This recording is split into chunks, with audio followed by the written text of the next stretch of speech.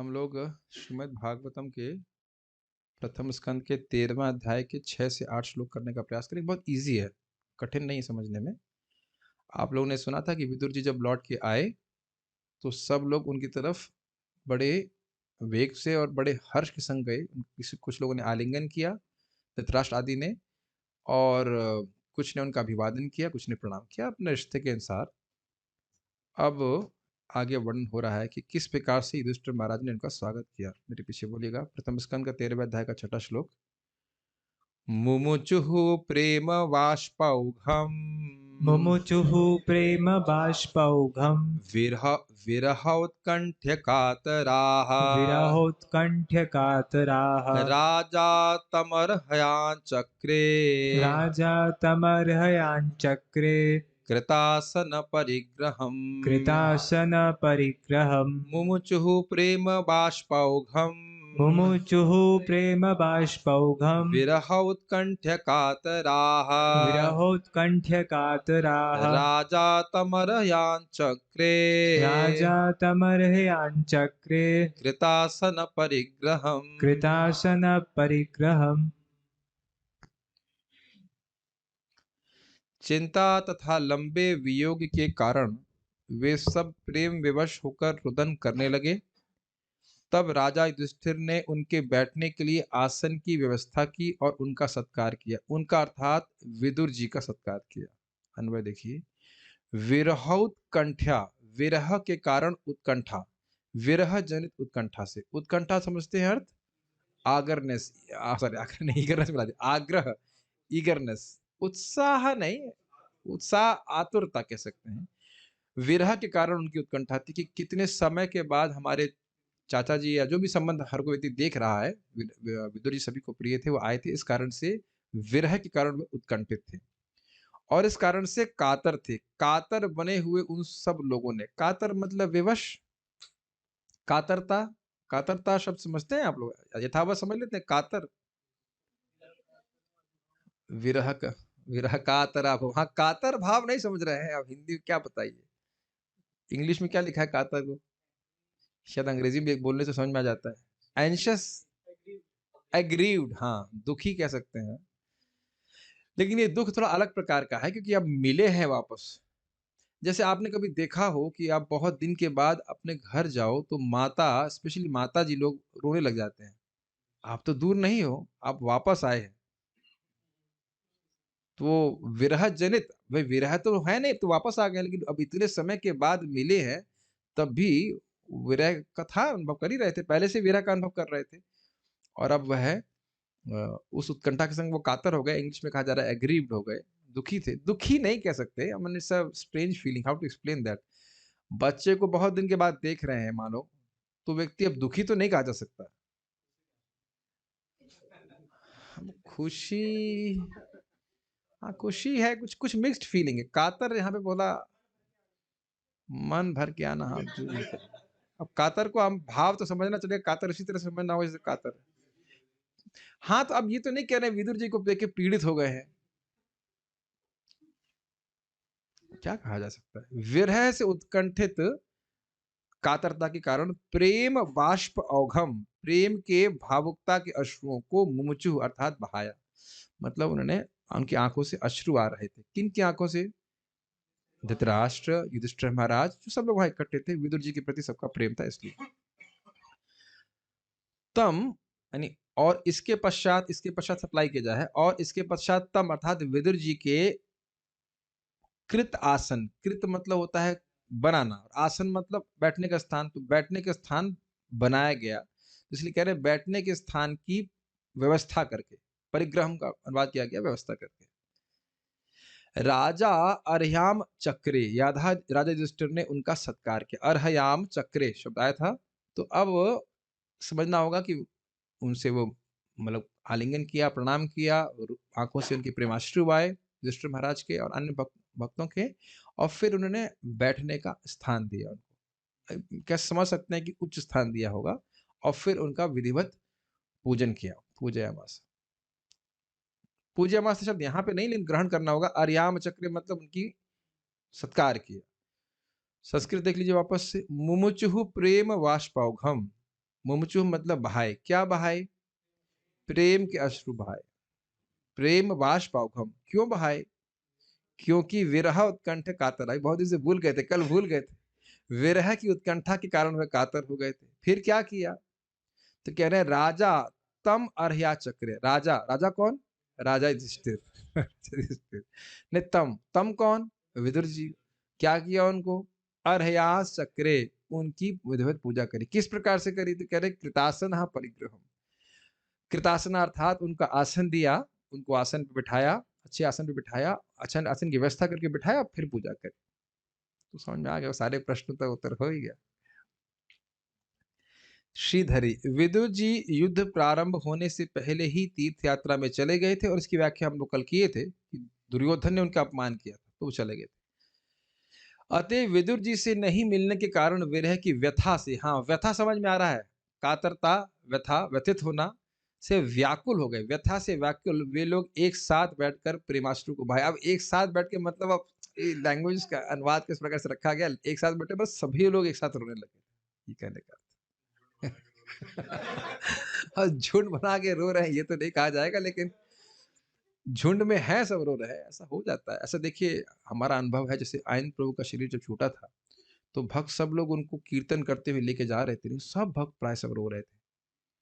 अब वो सब जान रहे हैं कि भगवान के धाम ही गए हैं, ऐसे कोई वो तो संदेह नहीं है, लेकिन सभी को उनके जीवन को उनके द्वारा कितने लोग का जीवन प्रभावित हुआ था हरि नाम के प्रति, तो स्वाभाविक रूप से।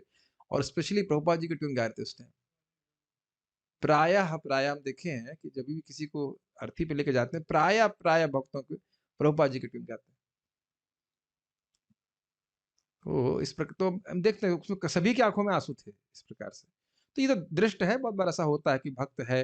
अब आप देख लीजिए, यही देख लीजिए, ऐसा आयन प्रभु ने पूरे इतने भक्तों को प्रभावित किया, तो जब इनका शरीर छूटा तो सब बहुत स्वाभाविक सी बात है, जिनका प्रेम रहेगा प्रभु जी से, तो उनका शरीर मतलब रोएंगे ही। प्रभुपाद जी ने शरीर छोड़ा तो सभी भक्त रो ही रहे हैं। स्पष्ट है प्रभुपाद जी गोलोक गए हैं, लेकिन फिर भी रोता ही है व्यक्ति जितना। तो यहाँ पे भी आप समझ सकते हैं कि अब ये विदुर जी महान भक्त हैं ही पहले से, वो आगे भी और क्लियर होगा। तो अब उनको वापस आए देख करके वह तो यही मान रहे हैं कि मृत्यु से वापस आ गया। कोई उम्मीद तो नहीं थी कि अब 36 साल के बाद कोई वापस आ रहा है, क्या उम्मीद है कि वो जिंदा भी रहेगा। यही मान के थे कि वो शरीर छोड़ दिए होंगे या जो भी कुछ कहा हो, तो वापस आ गए। तो यह देख करके सभी लोग बहुत ही मतलब व्याकुल से हो गए। अलग प्रकार की व्याकुलता थी कि कुछ अजीब से लग रही है बात कि मिलने पे व्याकुलता क्यों हो जाएगी, लेकिन हो जाता है व्याकुल इस प्रकार से। क्या पाएँ, क्या खिलाएँ, क्या करें, क्या किया, इस प्रकार की बातें लोग करते हैं। अब युधिष्ठिर महाराज को देखेंगे करते हुए, किस प्रकार से आप जिए, कहाँ-कहाँ तीर्थ भ्रमण किया, इत्यादि-इत्यादि वो पूछेंगे। पूजा करे, कुछ करवाए भी, कुछ खिलाए-पिलाए कि नहीं खिला पाए? तो ये बात अगला श्लोक में वर्णन हो रहा है कि ऐसा नहीं पूजा करके कहा ठीक है अब हो गया चाचा जी, ऐसे नहीं। भाई थक कर के आए हैं, भाई ये भी समझना होगा कि पैदल चल कर के आए हैं। वैसा नहीं है कि वो लिमोज़ीन पे उतरे हो या किसी घोड़े गाड़ी में उतरे, पैदल चल के आए तो स्वाभाविक सी बात है थक गए होंगे। तो उनको खिला-पिला करके विश्राम कराकर फिर उनसे कुछ युधिष्ठिर महाराज पूछते हैं, उसको आप श्लोक में देखिए, मेरे पीछे बोलिए। तं भुक्तवन्तं विश्रान्तं तं भुक्तवन्तं विश्रान्तम् आसीनं सुखमासने आसीनं सुखमासने प्रश्रयावनतो राजा प्रश्रयावनतो राजा प्राह तेषां च शृण्वताम्। प्राह तेषां च तं शृण्वताम् भुक्तवन्तं विश्रान्तं आसीनं सुखमासने तं भुक्तवन्तं विश्रान्तम् आसीनं सुखमासने प्रश्रयावनतो राजा प्राह तेषां च शृण्वताम्। प्रश्रयावनतो राजा प्राह तेषां च शृण्वताम्। जब विदुर ठीक से भोजन कर चुके और पर्याप्त विश्राम कर लेने पर उन्हें सुखदायक आसन पर बिठाया गया, तब राजा ने उनसे बोलना शुरू किया और वहां पर उपस्थित सारे लोग सुनने लगे। अन्वय देखिए, भुक्तवंतम, जब विदुर जी ठीक से भोजन कर चुके, उनको भोजन प्रसाद दिया गया। विश्रामतम, और पर्याप्त विश्राम कर लेने पर, दो चीजें किए, प्रसाद पाए, विश्राम किया। अब इसका कुछ भी अर्थ हो, घंटा 2 घंटा जो कुछ भी रहा, हमको नहीं पता कि कितना। ये नहीं कि बस ऐसे स्वाभाविक सी बात है कि पहले पूजा हुआ फिर उसका खिलाए, तो खिलाने भी तो ये जल्दीबाजी नहीं किए होंगे, जल्दी जल्दी खाओ, कुछ पूछना है हमको, ऐसा तो नहीं है। तो खिलाए, उसके बाद फिर उसके बाद फिर विश्राम कराया, फिर पूछा। महाराज उसको कहते हैं कि भाई ये वैदिक शैली है, हम लोग भी वैसा करते हैं, तो क्या कर सकते हैं, लेकिन बुफेलो सिस्टम खिलाने का तरीका नहीं। बुफे सिस्टम वस्तुतः खिलाने का समय शैली नहीं है, अभी हमारे इसमें कोई नहीं है व्यवस्था, तो क्या कर सकते हैं, लेकिन वस्तुतः किसी का, महाराज का क्या वक्तव्य था कि लोग भूखे, बहुत से जो सभ्य लोग हैं वो भूखे रह जाएंगे लेकिन खाना नहीं मांगेंगे, तो उनको आग्रह करेंगे आप खा लीजिए, तब वो खाएंगे। ये बात सत्य है कि एक बार हम लोगों को एक कार्यक्रम में बुलाया गया था, किसी के बर्थडे था किसी भक्त का, तो वहाँ बुफे हो गया था, तो हम लोग, हमारे सम्मान को बहुत ठेस लगी। हमने कहा भाई मंदिर में तो बुफे खा ही रहे, अब आप लोग अपने इतने दूर खाने के लिए आए हैं और आप बुफे ही खिला रहे हो, तो हम मंदिर में ही खा लेंगे, क्या दिक्कत। तो खैर उन्होंने कुछ क्या बोलेंगे बेचारे, अब क्या बोलेंगे, ठीक है। हमने कहा वैसे तो मंदिर में प्रसाद में इतना अच्छा होता है कि वैसे भी इतना आग्रह नहीं रहता कि अब कहीं बाहर जाकर खाएं, और वहां भी बुफे हो जाए तो क्या व्यक्ति जाएगा बताइए करने के लिए। तो ये एक बड़ी अच्छी बात है कि भुक्तवंतम मतलब बड़े ही आग्रह के संग विदुर जी को भोजन कराया गया, ये कहने का आशय है। ठीक है, और विश्राम करने के लिए जितना समय विश्राम वो करना चाहते थे, विश्राम करने के लिए दिया गया। फिर कह रहे आसने सुखम, सुखम दो, सुखम आसन आसन था, तो उन्हें सुखदायक आसन पर आसीनम बिठाया गया। ये इंटरेस्टिंग है कि सुख आसन का क्या मतलब है, गद्दादार होगा या आरामदायक होगा जिसमें वो मतलब अच्छे से बैठ सके। तो देख सकते हैं सबसे क्या सूचित हो रहा है, युधिष्ठिर महाराज का सहज प्रेम सूचित हो रहा है विदुर जी के प्रति, यद्यपि वह राजा है। उसको आगे और भी अगले श्लोक में क्लियर करेंगे क्यों उनका विशेष प्रेम है विदुर जी के प्रति।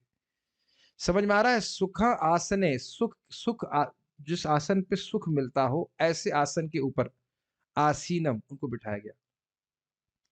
आसीनम शब्द है और आसने शब्द है, आसन के ऊपर, जैसे कोई सीट के ऊपर उनको आसीन बैठाया गया, आराम से बैठिए। और तब, चा के मतलब और तब, तम विदुर जी से प्रश्रयावनतः, स्वाभाविक रूप से अत्यंत भद्र तथा विनीत, ये शब्द हम लोग और पहले भी सुन चुके हैं पिछले अध्याय में, जब युधिष्ठिर महाराज ब्राह्मणों से प्रश्न कर रहे होते हैं, प्रश्रयान्विता, वहां भी शब्द आया था, बड़े ही नम्र भाव से वह परीक्षित महाराज के बारे में ब्राह्मणों से प्रश्न किए हैं, अगर आप लोग को याद हो तो यहाँ पे फिर वही शब्द आ रहा है प्रश्यान्विता। तो आप देखेंगे बार बार उन शब्दों के संपर्क में आने से उनका अर्थ आपको याद होने लग गया होगा। तो स्वाभाविक रूप से अत्यंत युधिष्ठिर महाराज भद्र और विनीत थे, और चाचा जी उनके तो बड़े हैं ही और उनका उपकार है ही, तो बड़े ही नम्र भाव से उनसे पूछ रहे हैं। राजा, राजा युधिष्ठिर ने, अब कितनी अद्भुत बात है कि राजा प्राय विनीत नहीं होता है, राजा का बहुत अहंकार होता है, लेकिन यहां हम देख रहे हैं कि राजा युधिष्ठिर का विशेष गुण क्या देख पा रहे हैं आप, प्रश्यान्वित, अत्यंत भद्र और विनीत स्वर में वह पूछ रहे हैं। और कहां पूछ रहे हैं, देखिए, तेषाम अर्थात उन सब के, शुण्वताम मतलब सुनते हुए, तेषाम का अर्थ क्या हुआ, गांधारी, धृतराष्ट्र, पांचों पांडव, और कौरवों की सारी स्त्रियां, और पांडवों के सारे ज्ञाति जिनका वर्णन आपने सुना था कल, वो सब विदुर जी को अगवानी करने के लिए गए थे, तो और अन्य लोग भी वह सब सुन रहे थे, और उनके सुनते हुए प्राह अर्थात पूछा। अब आप कहोगे भाई इसमें क्या विशेष बात है, अभी आगे जाकर के वो बताने वाले हैं किस प्रकार से विदुर जी ने जब धृतराष्ट्र का शासन था तब भी इनकी रक्षा करी। अभी अगले श्लोक में बोलने वाले हैं कि विष से और अग्नि से आपने हमारी रक्षा करी, और उसकी प्लानिंग कौन किया था, धृतराष्ट्र एंड पार्टी। तो ये एक रहस्य खुलासा कर रहे हैं ना, कुछ रहस्य समझ में, कुछ समझ में आ रही बात यहाँ पे। तेषाम शुण्मताम प्राह क्यों कह रहे हैं, समझ रहे हैं, सभी लोग सुन रहे थे, ओपन सीक्रेट कह लीजिए, किस प्रकार से। ये बात तो उस समय भी पता थी कि विदुर जी सहायता कर रहे हैं, लेकिन स्पष्ट नहीं जान रहे थे, वो बड़े रहस्यमय तरीके से। विदुर जी इधर भी सहायता करते थे, धृतराष्ट्र की भी, उनके भी शुभचिंतक थे, लेकिन इन पे विशेष ध्यान था, प्रभुपाद जी अपने अगले तात्पर्य में बताएंगे। तो ये इसका महत्व समझ रहे हैं, तेषाम शुण्वताम का। वो सारे लोग अब सब सुन रहे थे कि किस प्रकार से विदुर जी ने युधिष्ठिर महाराज की सहायता करी थी जब वह छोटे भी थे और वह विपत्ति की स्थिति में थे। Does that make sense? और एक और बात है, देखिए हमने कल उदाहरण दिया था कि कभी एक भक्त को मैंने पूछा कि तुम मृदंग बड़ा अच्छा बजाते हो, किससे सीखा? किसी से नहीं सीखा, ऐसे ही बस आ गया। तो जिसने सिखाया है उसका नाम भी व्यक्ति स्वीकार नहीं करना चाहता, कई बार ऐसा होता है। और यहाँ पे राजा हो गए हैं युधिष्ठिर महाराज, बड़े ही बलशाली भाई भी हैं, लेकिन अपने चाचा जी के उपकार को पूरे पब्लिक में बोलना कि इनकी वजह से हम आज जिंदा हैं, ऐसे यही सब बात बोलने वाले हैं, इनकी वजह से हम जीवित रह पाए। यही शब्द अगले अगले श्लोक में ये शब्द आने वाला है। इसीलिए हम बोले प्रश्या, क्या शब्द है? प्रश्यावनतः, बड़े ही विनम्रता से अपने चाचा जी के उपकार को वह बिल्कुल नहीं भूले हैं, यद्यपि इस समय बहुत समर्थ अवस्था में। ध्यान दीजिएगा कि द्रुपद और द्रोणाचार्य, यह है जब द्रोणाचार्य द्रुपद के पास गए थे अपनी दोस्ती का याद दिलाते हुए, तो उन्होंने कहा कि दोस्ती तो बराबर वालों में होती है, तुम तो गरीब हो।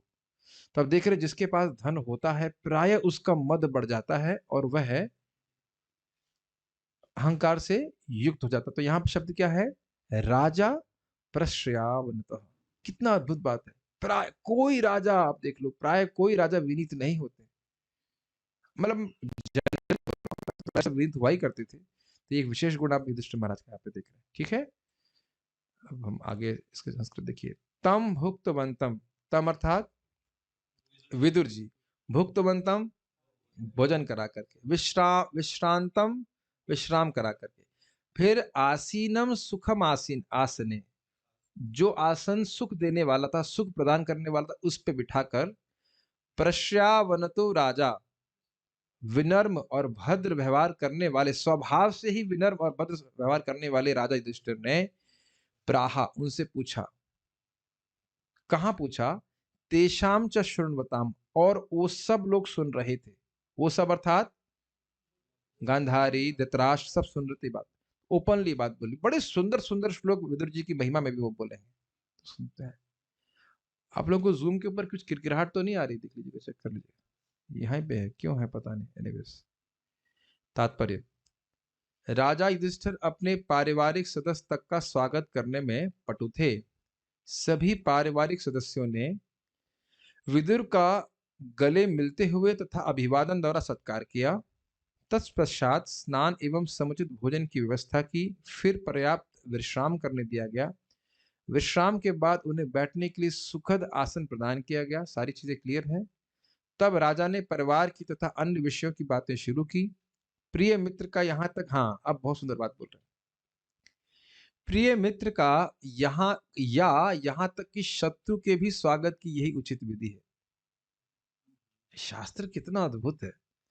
भारतीय नीति शास्त्र के अनुसार घर आए शत्रु का भी इस प्रकार स्वागत होना चाहिए कि उसे भय की प्रतीति न हो। बहुत अद्भुत है ये। शत्रु सदैव अपने शत्रु से भयभीत रहता है, किंतु जब शत्रु के घर कोई शत्रु आए तो ऐसा नहीं होना चाहिए। ये इसको अप्लाई करना कितना मुश्किल है। कोई भी व्यक्ति अपने शत्रु के घर जाएगा तो सोचेगा ना कहीं कोई गोली न मार दे या भाला मार दे, तलवार चला दे कुछ। और इसको हम बारंबार आप देख रहे हैं कि जैसे अर्जुन शाम के समय दुर्योधन के पास गए तो कितने प्रेम से स्वागत किए।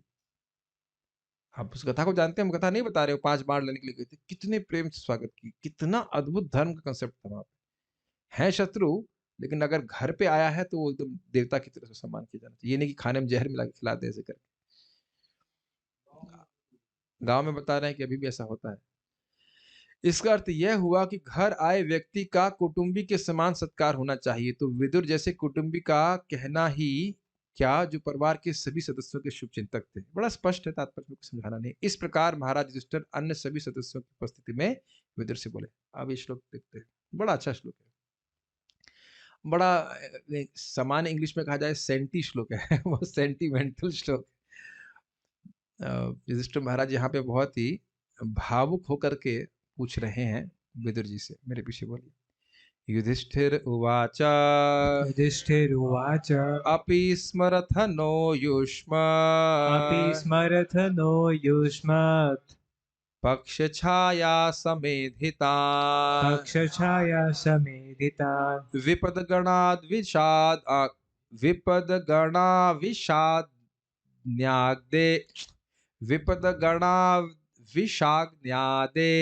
विपद्गणाद्विषाज्ञादे विपदगणाद्विषाज्ञादेर् विपद्गणाविषाज्ञादे मोचिता यत्समातृकाः मूर्छिता यत्समाकृता युधिष्ठिर उवाच शिरोवाच अपि स्मरथ नो युष्म अपि स्मरथ नो युष्मत् पक्षछाया समेधिता पक्षच्छाया समेधितान् विपदगणाद्विषाज्ञादे विपद्गणाविषाज्ञादे मोचिता यत्समातृकाः मोचिता यत्समातृकाः युधिष्ठिर उवाच युधिष्ठिर उवाच अपि स्मरथ नो युष्मत् पक्षछाया समेधितान् अपि स्मरथ नो युष्मत् पक्षच्छाया समेधितान् विपदगणाद्विषाज्ञादेर्मोचिता यत्समातृकाः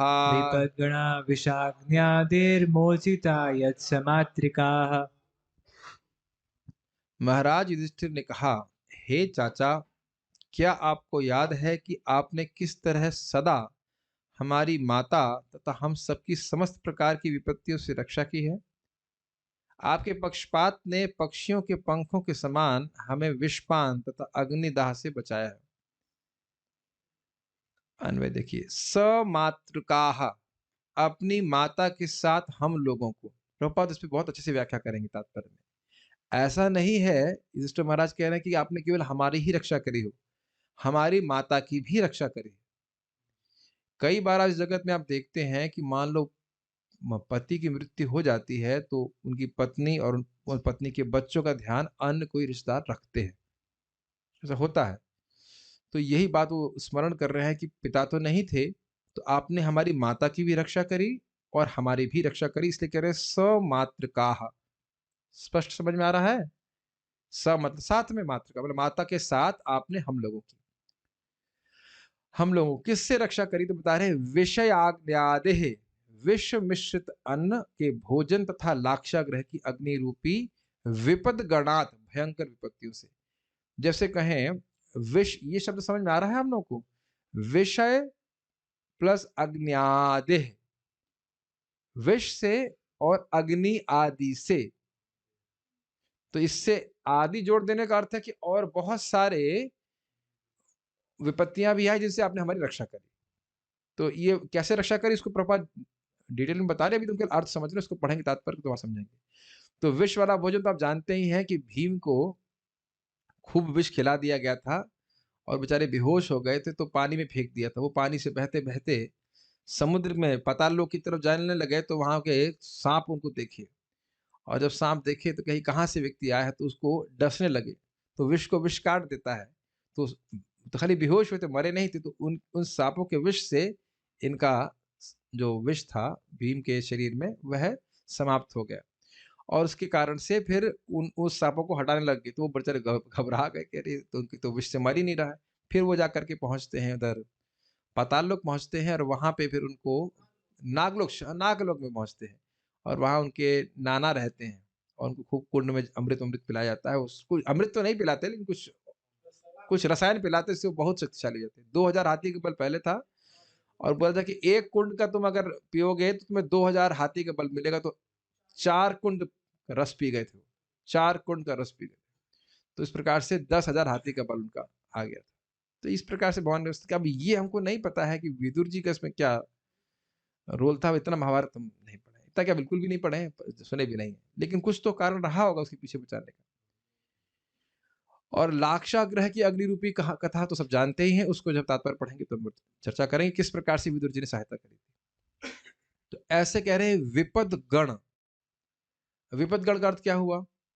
विपदाओं का समूह। गण मतलब बहुत सारे लोग हो गए, तो एक विपदा नहीं, बहुत सारी विपत्तियों से, भयंकर विपत्तियों से, यत आपने जो, मोचिता बचाया है। मतलब हम लोग अपनी माँ के साथ विष और अग्नि आदि के द्वारा जितनी भी विपत्तियाँ थी, वो है हम आपके द्वारा बचाए गए हैं।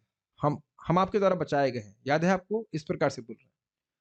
हमको आप कहने का क्या आशय है? आपने हमको बचाया है, तो याद दिला रहे हैं कि आप हमसे कितना प्रेम किए हैं। जब हम अत्यंत असहाय अवस्था में थे, हमें तो याद है कि आपने किस प्रकार से बचाया। तो क्या आप हमको याद रखते हैं? वही हम लोग हैं ना जो आपने हमको हम लोग ऐसे कहते हैं ना, वही हम लोग थे ना, छोटे-छोटे बच्चे थे, देखिए आज कितने बड़े हो गए। कुछ सेंटिमेंट समझ पा रहे हैं दुष्ट महाराज के? यद्यपि इस समय कौन है? सब राजा हैं और चक्रवर्ती सम्राट हैं। फिर भी उनको स्मृति है कि हम ऐसी अवस्था में एकदम असहाय अवस्था में थे, जहाँ विदुर जी ने हमको चाचा विदुर जी ने, चाचा जी ने, प्रपाल से चाचा जी ने हमारी रक्षा करी। आप में से कितने लोग के चाचा अच्छे हैं? मैं हाथ नहीं खड़ा कर रहा हूँ। ठीक है। फिर से एक बार ट्राई किया जाए। कितने लोग के चाचा जी अच्छे हैं? 1, 2, 3, 4 ठीक है। अच्छे बुरे मिक्स हैं, तो पता नहीं जनरली चाचा जी अच्छे नहीं होते लुक्स लाइक, लेकिन यहाँ पे चाचा जी अच्छे हैं। ठीक है। युष्मद् एवं हम लोग जो आपकी ही, युष्म मतलब आपकी ही, पक्ष छाया, छत्र छाया, पक्ष मतलब अब यहाँ समझ लीजिए पक्ष के जैसे पंछी के पक्ष होते हैं यानी कि पंख होते हैं, तो उसकी छाया में जो उसके अंडे होते हैं उसको सेता है और उससे वह है पोषित होते हैं, अंततः गत्व है, पक्षी के रूप में बाहर आते हैं। तो इसलिए कह रहे हैं पक्ष छाया, इसलिए कहा जा रहा है छत्र छाया। छत्र का मतलब होता है छाता, लेकिन छत्र छाया एक, देखिए छत्र छाया का अर्थ ये नहीं कि आप वो छाता लेके घूम रहे थे। छत्र छाया का अर्थ क्या होगा? देखिए, छत्र का मतलब होता है किसी जो धूप होती है, कष्ट होता है, उससे निवारण करना। यही छत्र छाया का अर्थ होता है ना, कष्टों से दूर करने का। इसलिए पक्ष छाया को यहाँ पे छत्र छाया कहा गया कि जैसे मानो पक्षी अपने हाथ से अपने जो अंडों की रक्षा करता है, ना सिर्फ रक्षा करता है, अपितु उसी से वह पोषित भी होते हैं। तो इस प्रकार से हम लोग रहे, तो कह रहे समेधितान, हम लोग बड़े हुए हैं। हम तो आपके ही छत्र छाया में पले बड़े हैं। ये शब्द आपने बहुत सुना होगा, बहुत सुना होगा। और ना जो पला है बड़ा है वो भले ना बोले, लेकिन जिसने पाला है वो ज़रूर बोलता है। यदि आप कृष्ण भावना के ज्ञान को थोड़ा दे दीजिए, तो कह रहे तुम हमारे सामने पले हो और हमको बोल रहे हो कृष्ण भावना, भक्ति के बारे में। तो छत्र छाया में पड़े होने का, बड़े होने का अर्थ आप समझते हो। नः, ना या नहीं है, नः है। नः मतलब हम। ऐसे हम लोगों को स्मरथ, आप कभी स्मरण करते थे। और अपि मतलब क्या?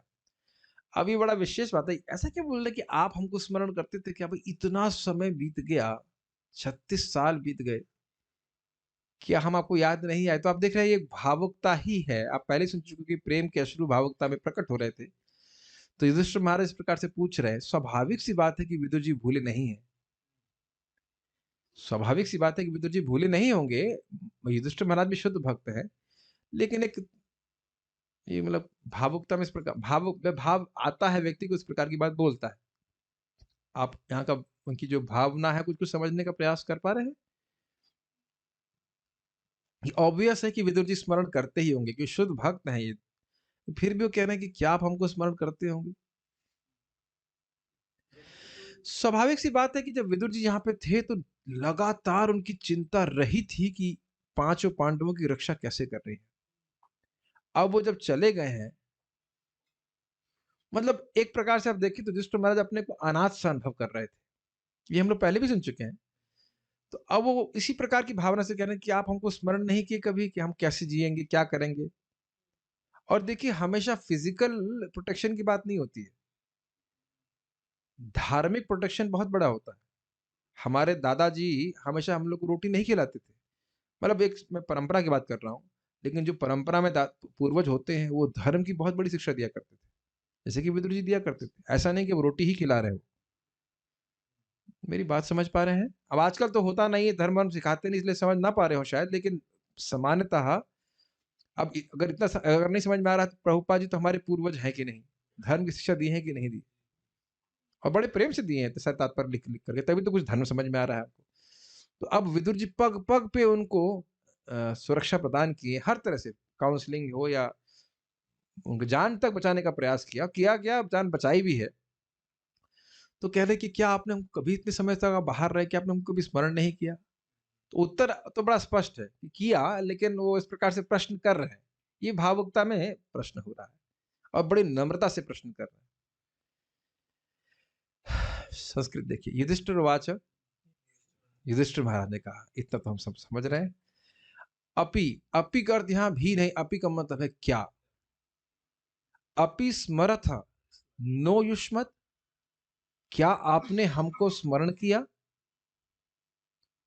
कैसे आप हो जो आपका स्मरण करें। तो कह रहे हैं पक्ष छाया समेधितान, जो आपकी छत्र छाया में ही पले बड़े हुए। ऐसा क्यों कह रहे हो। तो कह रहे हैं विपद गणाद विषाग्नादेर मोचिता, विष से और अग्नि आदि के द्वारा आपने हमारा मोचन किया। मोचन किया मतलब उससे हमको बचाया। केवल आप ही को बचाया। तो कहते नहीं, यत समात्र, यत मतलब आपके द्वारा जो है, समात्र का हमारी माँ को भी आपने बचाया। तो इस प्रकार से आप हम जो आपके द्वारा निरंतर रक्षित थे, और जो उसको आप छोड़ के चले गए, क्या कभी स्मरण किए। क्या मैं समझा पा रहा हूं मैं क्या यहाँ पे क्या लिखा है।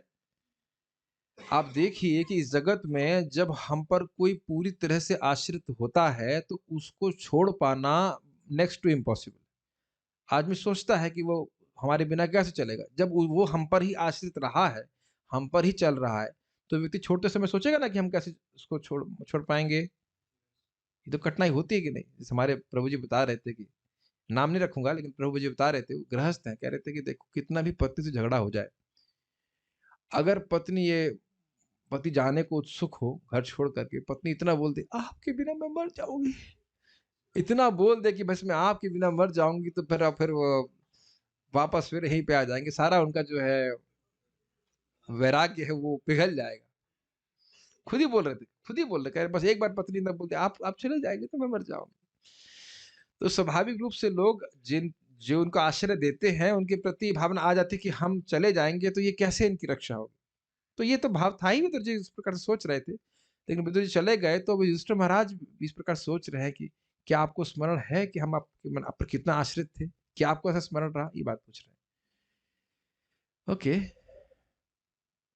श्रीधरी, जैसे पक्षी अपने बच्चों को अत्यंत स्नेहपूर्वक अपने पंखों की छाया में पालते पोसते हुए, उसी तरह आपके पक्षपात की छाया में बड़े हुए हम लोगों को क्या आप कभी स्मरण करते थे।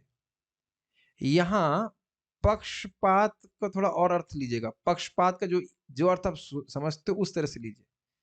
पक्षपात का अर्थ क्या होता है, साइड लेना। बहुत सुंदर। हिंदी में क्या कहेंगे, एक तरफा बात करना, उनका उनकी तरफ लेना। तो उसकी छाया में हम लोग बड़े हैं, नहीं तो हमारा तो कोई साथ देने वाला नहीं था। और ये वास्तविक बात थी कि प्राय सभी लोग पांडवों को मारने के लिए ही प्रस्तुत थे। केवल भीष्म पितामह, अब कृपाचार्य जी का तो हम नहीं जानते, कृपाचार्य जी तो कभी नहीं किए थे। द्रोणाचार्य कृपाचार्य छोड़ दीजिए, और भीष्म पितामह और विदुर जी, 4-5 लोग जो होंगे तो वह पांडवों को बचाना चाहते थे। बाकी धृतराष्ट्र यद्यपि उनकी पालन पोषण कर रहे थे, लेकिन मारने के लिए खूब उद्यत थे, खूब प्लानिंग थी। उसकी कथा को हम सुनाएंगे अभी आपको, क्योंकि आपने हम लोगों को विपत्ति समूह से बचाया। तात्पर्य देखिए, अल्पायु में पांडु की मृत्यु हो जाने से उनके छोटे छोटे पुत्र तथा विधवा स्त्री परिवार के ज्येष्ठ सदस्यों द्वारा, विशेष रूप से भीष्मदेव तथा महात्मा विदुर द्वारा संरक्षण प्राप्त करते रहे। अब मैं ठीक से याद मेरे को नहीं आ रहा है, लेकिन जब मैं पहले बता चुका हूं कि जब ये पांडु जी की मृत्यु हो गई थी, तो यह है अपने 5 बच्चों को लेकर जब हस्तिनापुर आए, तब भी इन पे आक्षेप किया जा रहा था कि यह अपवित्र है, इनके मतलब पांडु के पुत्र नहीं हो सकते थे इत्यादि। तो वहां पे भी फिर विदुर जी उनको रक्षा किए थे। और फिर वहां पे ऋषि मुनि आकर के ये क्या कहते हैं उसको, प्रमाण देते हैं कि नहीं, गवाह तो हम नहीं बोलना चाह रहे थे, तो प्रमाण ही देते हैं, साक्षी देते हैं कि नहीं, ये 5 पुत्र पांडु के ही हैं। यहाँ पे इस प्रकार से रक्षा हुई। आगे भी उसको बताएंगे। पांडवों की राजनीतिक स्थिति के कारण विदुर उनका थोड़ा बहुत पक्षपात करते रहते थे। यद्यपि धृतराष्ट्र भी महाराज पांडु के छोटे छोटे बालकों के प्रति समान रूप से सचेष्ट रहते थे, लेकिन वे उन षड्यंत्रकारी दलों में से एक थे जो पांडु के वंशजों का नामो निशान मिटा देना चाहते थे और उनके स्थान पर अपने पुत्रों को राज्य का शासक बनाना चाहते थे। थोड़ा समझना चाहिए था कि ये हो क्या रहा था। देखिए, धृतराष्ट्र यद्यपि राजा हैं और अच्छे राजा हैं, धार्मिक राजा हैं, लेकिन यहाँ कठिनाई क्या आ रही है? ऐसा नहीं कि वो प्रजा का शासन करने में कोई गलती कर रहे हो। यहाँ तक कि दुर्योधन भी प्रजा का शासन करने में कोई गलती नहीं कर रहा था। एक धार्मिक राजा को जैसे करना चाहिए वैसे वो कर रहा था। धृतराष्ट्र भी बात जानते थे, लेकिन हो क्या रहा था, दुर्योधन, अब जानते हो कि पांडवों का बैरी था। अब वो चाह रहा था कि इनको मार दिया जाए। तो आप देखे होंगे कि कभी-कभी अब होता है कि मान लो कोई मान लो बेटा है और वो बेटा गलत कार्य कर रहा है और पिता चाह भी रहा है और नहीं भी चाह रहा है, ऐसा कुछ-कुछ। धृतराष्ट्र के दिल में क्या अच्छी इच्छा थी कि मैं तो राजा नहीं बन पाया, मेरा बेटा तो राजा बन जाए, मेरा बेटा तो अंधा नहीं है। ये क्लियर है? अब अगर पांडव मार दिए गए तो फिर क्या कठिनाई है? फिर तुम्हारा बेटा राजा बनेगा और तो कोई राजा बेटा मतलब आ नहीं रहा है। तो अब वो एक कठिनाई आ रही थी। वो जान रहे हैं कि राज्य किसका है? किसका राज्य है? युधिष्ठिर महाराज का। लेकिन वो आसक्ति जो है, प्रगाढ़ आसक्ति राज्य के ऊपर और अपने बेटे से, वह उनको बाध्य कर रही थी कि जानते हुए भी कि धर्म क्या है उसका पक्ष नहीं ले पा रहे थे। ऐसा नहीं था, बड़ा ही विचित्र भाव है कि नहीं? पांडवों के प्रति स्वाभाविक स्नेह भी है, अपने उनके भाई के लड़के हैं। लेकिन अपना बेटा उनको उनकी भाव को डिफ्लेक्ट कर रहा है, कहा जाए तो मतलब चेंज कर दे रहा है बात। और इस कारण से जब जान रहे हैं कि ये षड्यंत्र हो रहा है, उसको रोक भी सकते हैं, फिर भी वो चुप बैठे। ये समाज में भी देखा जाता है कि जानता है, कभी-कभी ऐसा भी देखा गया कि एक माँ ही बड़े भाई और छोटे भाई में भेद देखती है। बड़ा भाई अच्छा है, छोटा भाई थोड़ा-सा गड़बड़ है, उसकी छोटे लड़के में अधिक आसक्ति है, तो बड़े भाई को थोड़ा कुछ उपेक्षा भी कर देती है। ये सब आप लोग घर-घर की कहानी है, सब देखा ही होगा इस प्रकार से। वो आसक्ति की वजह से, नहीं तो माँ को तो दोनों तरफ बराबर होना चाहिए। देखिए, ऐसा मत हम पर आक्षेप मत कीजिए कि हम खाली स्टोरी सुना रहे हैं, ये देखी हुई बातें हैं, बाकी लोग भी जानते होंगे। होता है कि नहीं ऐसा?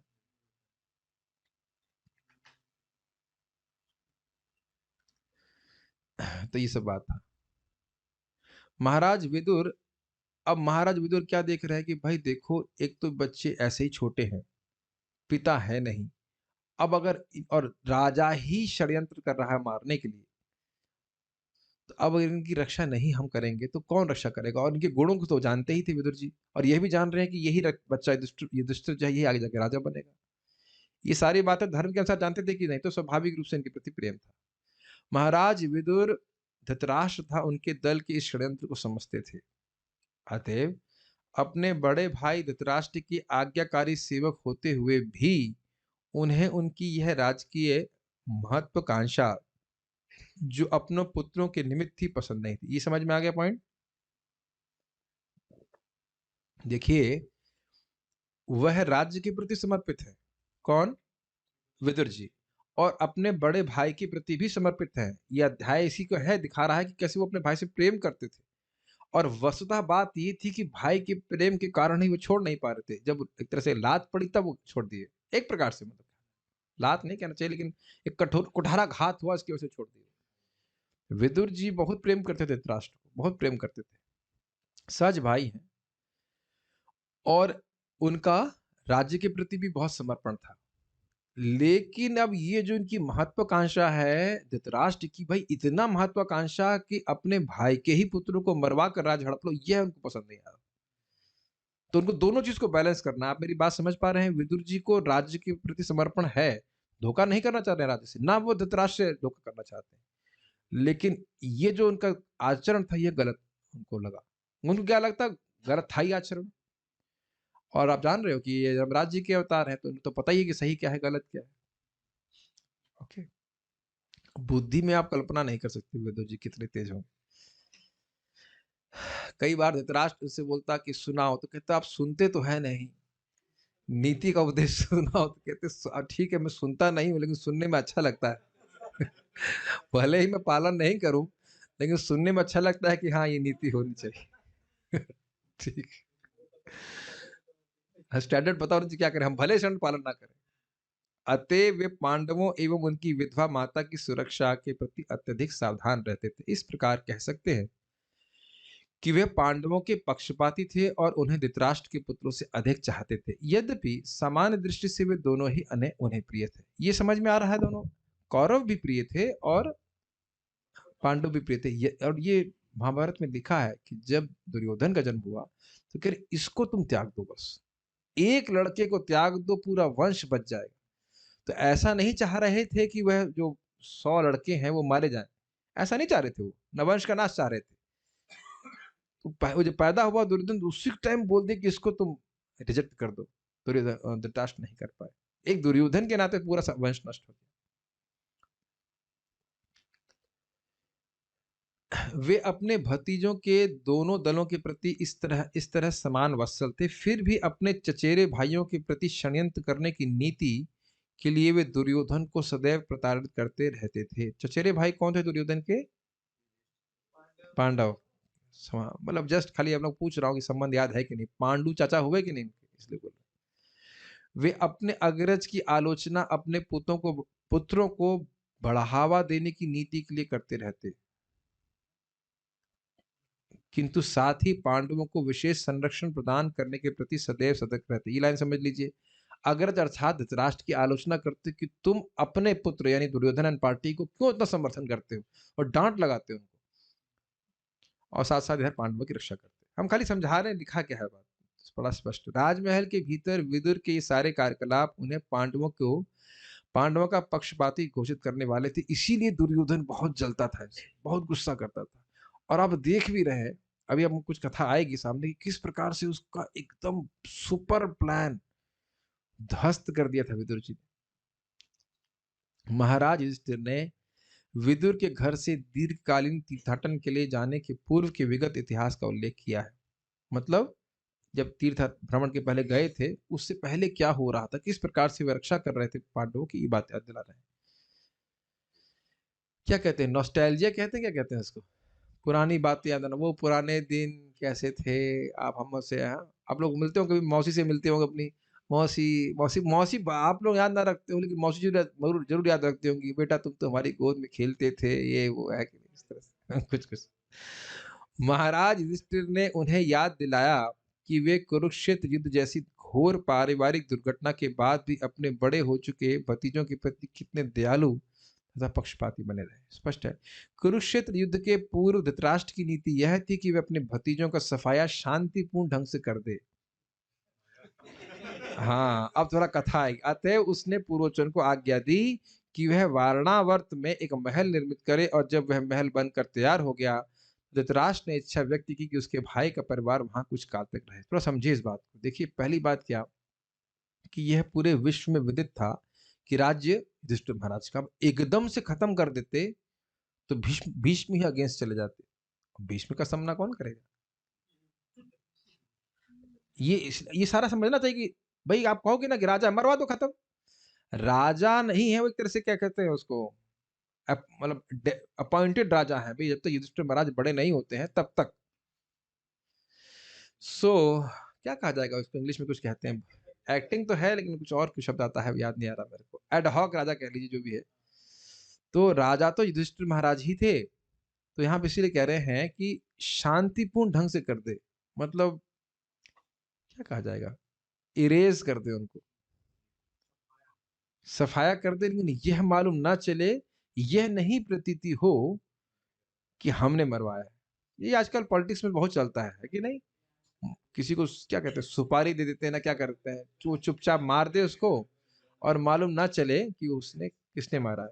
हाँ, हाँ, प्लान्ड एग्जीक्यूशन कह सकते हैं, ये चीज था।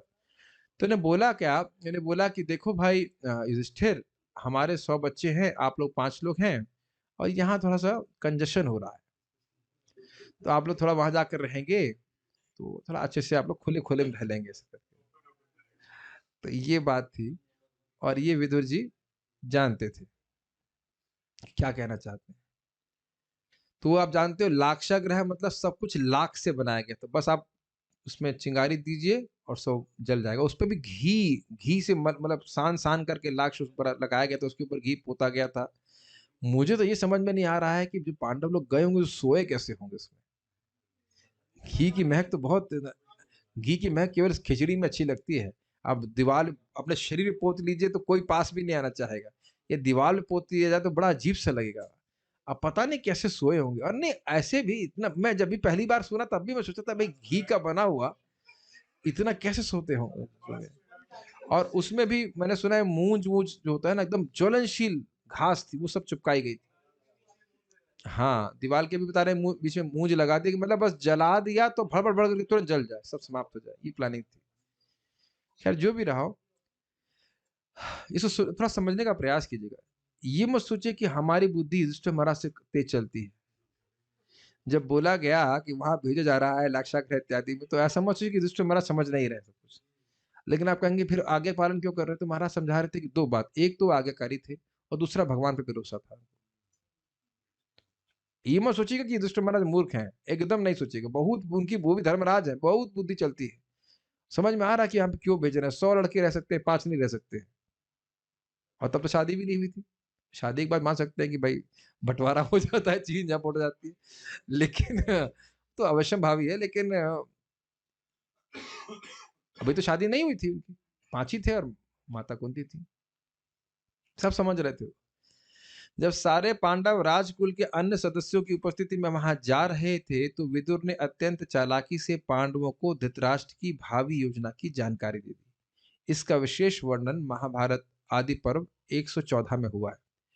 उन्होंने अप्रत्यक्ष रूप से उन्हें संकेत दिया, ऐसा अस्त्र जो इस्पात या किसी अन्य धातु का ना बना हो, वह इतना तेज हो सकता है कि शत्रु का वध कर दे, किंतु जो यह जानता है वह कभी मारा नहीं जाता। अब यदि हमको यह बोला गया होता, तो हम कुछ नहीं समझ में आता कि विदुर जी ये गीता का पाठ क्यों पढ़ा रहे हैं? क्या आत्मा के बारे में बता रहे हैं? क्या बात बोल रहे हैं? और आप यह भी जानते हैं, एक और बात बोली गई थी कि जब जंगल में आग लगती है, तो जो चूहा बिल के पीछे कुछ सुरंग सा बना लेता है, ऐसा कुछ बोला था, सुरंग बना लेता है, तो वह जेल जंगल के बाहर निकल जाता है। तो उसी कारण से युधिष्ठिर महाराज समझ गए थे कि निश्चित रूप से उस लाक्षागृह में कहीं कोई सुरंग जरूर बनाई गई। और इस पे थोड़ा-थोड़ा विचार करेंगे, सुन तो ले, ऊपर-ऊपर से आपने सुन लिया, थोड़ा-सा मनन भी कीजिए। तो आप कथा को जानते हैं कि जब वो लाक्षागृह में गए, तो हर दिन खुशबू से उनको समझ में आ रहा था कि यह ज्वलनशील वस्तु से बना हुआ है। तो हर दिन एक पांडव जागृत रहते कि कहीं कुछ हो ना जाए। तो ऐसे काफ़ी दिन, और तुरंत वह कुछ नहीं किए। तुरंत कुछ करते तो इधर से अलार्म बन जाता, क्या हो रहा है। तो वह कुछ दिन बीत गया और उसके बाद यहाँ पे बता रहे हैं कि उनको मालूम चला, अभी आएगा आएगा कि इस तिथि को, इस तिथि मतलब उस दिन उसमें आग लगानी थी। उसमें क्या हुआ पहले इसको पढ़ेंगे फिर मैं समझाऊंगा। कहने का था, हाँ, और जब ये विदुर जी बोल रहे थे, तब मलिच्छ भाषा का प्रयोग कर रहे थे। A rat which makes a tunnel will definitely be saved in the case of a forest fire. मे भी ऐसा कुछ बोले होंगे, अंग्रेजी में कुछ बोले होंगे, पता नहीं। कहने का तात्पर्य यह था कि उन्होंने संकेत कर दिया कि पांडवों को वारणावर्त इसलिए भेजा जा रहा है कि उनका वध किया जा सके। इस तरह उन्होंने युधिष्ठिर को सचेत किया कि वे नए आवास महल में अत्यंत सतर्क रहें। उन्होंने अग्नि का भी संकेत किया और कहा कि अग्नि आत्मा का दहन नहीं कर सकती, लेकिन भौतिक शरीर को विनष्ट कर सकती है, किंतु जो आत्मा की रक्षा करता है वह जीवित रह सकता है। अब देखा जाए तो इस वाक्य का कोई मतलब नहीं समझ में आ रहा ना। आत्मा की जो रक्षा करता है वह जीवित रह सकता है, ना क्या कहना चाहते हैं। तो लेकिन युधिष्ठिर महाराज समझ गए और ये बात हुई। महाराज युधिष्ठिर तथा विदुर के ऐसे वार्तालाप को कुंती नहीं समझ पाई। अतएव जब उन्होंने अपने पुत्र के से इस वार्तालाप का भावार्थ जानना चाहा, तो युधिष्ठिर ने उत्तर दिया कि विदुर की बातों से लग रहा है कि हम लोग जहाँ रहने जा रहे हैं, उस भवन में लगने का संकेत है। बाद में विदुर अपना वेश बदलकर पांडवों के पास पहुंचे और उन्हें सूचित किया कि शुक्ल पक्ष की चतुर्दशी को द्वारपाल महल में आग लगाएगा। तो अब और बातें खुल रही हैं। ऐसा नहीं है कि संकेत देकर छोड़ दिया। अब आप यहाँ पे देख रहे हैं कि विदुर जी का कितना विशेष आग्रह था इनको बचाने का। अब देखिए अब ना इसको पढ़ के आगे छोड़ दे रहे हैं। क्या आपको लगता है कि दुर्योधन के जो गुप्तचर हैं, उधर नहीं घूम रहे होंगे? भाई पूरा सीआईए उनके पीछे अंडर था, कह लीजिए। Kaurav intelligence agency KIA whatever, KGB, जो भी हो। तो इस प्रकार से वह लगी हुई थी, तो अब कितना वो छुप के आए होंगे। विदुर जी पे भी तो नजर होगी लोगों की। थोड़ा सा पॉलिटिक्स में आइए भाई। पांडवों को मारना है और ये भी जान रहे हैं कि पांडवों की सहायता कौन कर रहा है, तो ये क्या कर रहे हैं कि ये दुर्योधन नहीं देख रहा होगा? खूब प्रयास कर रहा होगा। विदुर जी भी बड़े चतुर थे। वह वेशभूषा बदल करके इनके पास आए और उन्होंने बताया कि यह आग लगाई जाएगी। अब और आप विचार कीजिए कि सुरंग लाक्षागृह बनाया गया है किसके द्वारा? कौरव पार्टी के द्वारा। और कौरव पार्टी के अंतर्गत ही विदुर जी हैं। अब इधर विचार कीजिए, तो सुरंग बनाई, और सुरंग ऐसी नहीं कि 2 फुट की 3 फुट की। सुरंग में 5 आदमी को जाना है, और 5 आदमी कैसे हैं? हमारे अब हम लोग अपने हिसाब से सोच रहे हैं, है ना, 5 फुट 6 इंच। जरा सोचिए, क्या ऐसे एकदम छोटी सी 2 फुट की सुरंग होगी? जिस 2 फुट में तो हम ही नहीं जा पाएंगे। अब वो सुरंग भी कितनी बड़ी बनाई गई होगी ताकि भीम, समझ में आ गया, भीम प्रवेश कर जाए और युधिष्ठिर, सब पांचों के पांचों प्रवेश। कभी सोचे नहीं ना इस तरह से हम लोग। आप बता रहे हो 8 फुट की, हम तो कह रहे 10 फुट की। जो भी हो, मतलब ये तो व्यवस्था करी होगी ना कि वो लोग पार हो जाए, और वो भी काफी लंबी। हम सुनते हैं शायद नदी के पास में कहीं निकलती है। अब ये सुरंग में जाना, पता नहीं, जब मैं से विचार कर रहा था, आप लोगों को क्या लगता है सुरंग में प्रवेश करना कोई बहुत अच्छा ऑप्शन है क्या? बहुत डरावना होता है, एक्चुअली बहुत डरावना होता है। आप लोगों ने कभी कभी देखे हो, जैसे कि हम तो थोड़ा सा, जैसे मान लीजिए आप वहां पे गए हो, वैष्णो देवी गए हो, तो वहां जो गर्भगृह है उसमें भी थोड़ा सा मतलब भय लगता है। अभी हाँ, अर्ध कुमारी। और इधर हम लोग गए थे, यहाँ पे कहाँ, बरसाना गए थे। वहां भी देखो वो जो एक गुफा जैसे वातावरण में जाने में थोड़ा सा भय सा लगता है। मान मंदिर में, मान मंदिर की बात कर, काम मान के हमको पता नहीं। हाँ, तो आप देख सकते हो कि मैं नहीं समझ रहा हूँ यहाँ पे कोई व्यक्ति सुरंग में होकर गया है आज तक कभी। सुरंग में कभी नहीं गए। लखनऊ में एक इमामबाड़ा है, वहां बताते हैं कि वहां से बहुत सारी सुरंगें, इन्हें सुना है कि आगरा तक आती हैं। पता नहीं कैसे बनाते थे, मतलब हो सकता है मैं अतिशयोक्ति कर रहा हूँ, कहाँ तक उन्होंने सुना है कि बहुत गंभीर, हाँ। उसको बाद बंद ने बंद कर दिया कि कुछ में लोग चले गए, कुछ भूल भुलैया में मर गए, ऐसे कुछ तो था, मुझे पता नहीं क्या करते थे होंगे। एनी हाउ, और ये भी हमने, सुरंग की बात आ रही तो हमने सुना कि वियतनाम के युद्ध में जो वियतनामी आर्मी थी वो सब सुरंग के अंदर रहती थी, नीचे underground. And it's not a easy task, सुरंग बनाना बहुत मुश्किल कार्य है। और वह सब किया, मैं खाली कहना चाहता हूँ कि ये सब किया, इतना मेहनत करी, तो उसका क्या प्रयोजन है? क्या दिख रहा है? पांडवों की रक्षा करने के लिए। ये सब याद नहीं है, बताइए। हम तो सुरंग को देखे नहीं है, लेकिन जो सुरंग पांडवों ने देखी होगी, तो समझ गए होंगे किस पे कितना योजना की होगी। और ये क्या फ्री में बना देगा कोई? धर्मार्थ बन रहा है क्या? अब इस पे जरा विचार कीजिए कि वह धन कहाँ से लाए होंगे विदुर जी। कुछ कुछ, हाँ, क्या हमको नहीं पता, नहीं चुपके से लिया गया ना, धन कहाँ से जा रहा है, सब राजा की नजर नहीं रहती, कौन चीज कहाँ खर्चा हो रहा है। तो ये सब विदुर जी ने अपने बुद्धि लगा खर्चा किया होगा कि नहीं किया होगा। ये सारी बातें हम आपको यहाँ पे ग्रहण करनी होगी। बातें मोटा मोटी पता है, थोड़ा और विचार करेंगे तो और बातें खुल के आ रही हैं, क्लियर है। तो जब मैंने बोला कि इस स्थिति में आग लगाई जाएगी, तो भीम और अन्य लोगों ने सोचा कि जब आग लगानी ही है, सुरंग हमने देख ली, और सुरंग तुरंत नहीं मिली थी, कुछ समय के बाद मिली थी, तो ऐसा करते हैं, हम ही लोग आग लगा के निकल जाते हैं यहाँ से। तो उन्हें निश्चय किया कि इस रात को हम आग लगा कर चले जाएंगे। तो उस दिन आग लगा दी, और उस दिन संयोगवश एक भीलनी अपने 5 पुत्रों के साथ उस ग्रह में विश्राम कर रही थी, आंगन में, तो वह जल के मर गई। तो अब ये लोग तो निकल के बच गए, और इन लोगों ने सोचा, अर्थात धृतराष्ट्र पार्टी, वो सोचे कि यह सब जल के खत्म हो गए, बड़े खुश, अंदर से बड़े खुश हुए, बाहर से खूब रो रहे थे। और इसकी सूचना भगवान कृष्ण बलराम को प्राप्त हुई। और कृष्ण बलराम जी जान रहे हैं कि नहीं मरे हैं ये पांडव, लेकिन फिर भी आकर के रो रहे, ओ हमारी बुआ मर गई, हमारे भाई मर गए, ऐसे करके रो भी रहे। संस्कार संस्कार भी हो गया पांडवों का। लेकिन विदुर जी जानते थे कि ये लोग मरे नहीं। तो ये सब बातें क्यों बोली जा रही, ताकि समझाया जा सके कि विदुर जी किस प्रकार से उनकी रक्षा करने के लिए आग्रही थे, उत्सुक थे। यह धृतराष्ट्र का षड्यंत्र था कि पांडव अपनी माता समेत एक साथ मर जाएं। उनके सचेत करने से पांडव पृथ्वी के नीचे बनी सुरंग के द्वारा बच निकले, किंतु उनके बचने का समाचार धृतराष्ट्र को ज्ञात न हो सका। यहाँ तक कि अग्नि लगने के बाद सारे कौरव पांडवों की मृत्यु के प्रति इतने आश्वस्त थे कि धृतराष्ट्र ने अत्यंत प्रसन्नता पूर्वक उनके अंतिम संस्कार भी संपन्न कर डाले तथा शोक की अवधि में महल के सारे सदस्य शोकमग्न थे, किंतु विदुर ने शोक नहीं मनाया क्योंकि उन्हें पता था कि सारे पांडव कहीं पर जीवित हैं। ठीक है। विपत्तियों के ऐसे अनेक, मुझे ऐसा स्मरण आ रहा है कि वो कहीं नदी पे जाते हैं तब भी मुझे एकदम स्मरण आ रहा है, मैं पढ़ा था उसको भी, अब महाभारत में पढ़ा आपने। जब वो सुरंग से बाहर निकलते हैं तो फिर एक नदी आती है, नदी के पास उनकी सुरंग खुलती है, फिर वहां भी कोई एक मतलब केवट वैसा कोई आता है, वो विदुर जी ही भेजते हैं, वो उनको क्रॉस कराता है, तो विदुर जी को पता था ये बात।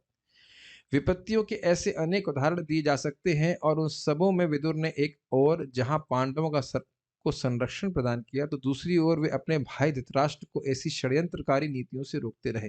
कुछ कह सकते हैं कि इस प्रकार से भी धृतराष्ट्र का मनोबल कम कर रहे थे। अगर मान लो धृतराष्ट्र कहते हैं नहीं बहुत बढ़िया कर रहे हैं, मारो इनको और षड्यंत्र बनाओ, तब तो फिर और उसका साहस बढ़ जाता, तो कुछ वहां रोक रहे तो उसका वहां भी कुछ कह सकते हैं डेटरेंट था कि वह पूरी तरह से कार्य नहीं कर पा रहा था। इसलिए वे पांडवों के प्रति उसी तरह पक्षपात करते रहे जिस प्रकार पक्षी अपने पंखों से अंडों की रक्षा करता है। तो ये सब प्रेम उनका सूचित हो रहा था। उसके बारे में वो आगे युधिष्ठिर महाराज और पूछेंगे कि आपने किस प्रकार से वृत्ति को अपनाया, किस प्रकार से आपने तीर्थ आदि का भ्रमण किया, उसके बारे में हम कल देखेंगे।